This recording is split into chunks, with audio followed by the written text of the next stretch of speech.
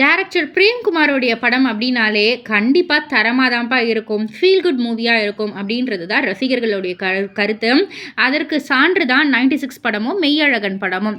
So இவருடைய டைரக்ஷனில் அடுத்ததாக ஃபஹத் ஃபாசில் அவர்கள் கமிட் ஆகியிருக்காரு அப்படின்ற மாதிரி செய்திகள் கிடைச்சிருக்கு. அண்ட் அது மட்டும் இல்லை, ஃபஹத் ஃபாசிலோடைய படத்துலேயே இது வந்து ஒரு என்டையர் டிஃப்ரெண்ட்டாக இருக்கும் அப்படின்ற மாதிரியும், பிரேம்குமாரோடைய படம் அப்படின்னா ஒரு சில ஒரு ஐகானிக் சீன்ஸ்லாம் இருக்கும் இல்லையா, அந்த மாதிரிலாம் இல்லாமல் இது வந்து கம்ப்ளீட்டாக டிஃப்ரெண்ட்டாக இருக்கும், அதாவது ஒரு ஆக்ஷன் த்ரில்லராக இருக்கும் அப்படின்ற மாதிரி தான் செய்திகள் கிடச்சிருக்கு.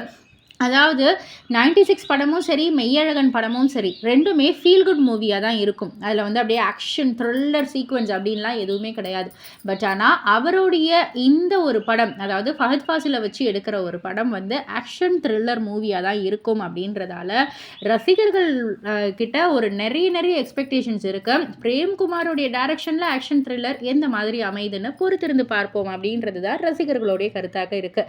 பொறுத்திருந்து பார்ப்போம். இதை பற்றி நீங்கள் என்ன நினைக்கிறீங்க, உங்களுடைய கருத்து என்ன அப்படின்றத கீழே உள்ள கமெண்ட் பாக்ஸில் குறிப்பிட்டு சொல்லுங்கள். மறக்காமல் சினி வேர்ல்ட் சேனலை சப்ஸ்கிரைப் பண்ணி பக்கத்தில் உள்ள பெல் ஐக்கானை கிளிக் பண்ணிவிடுங்க.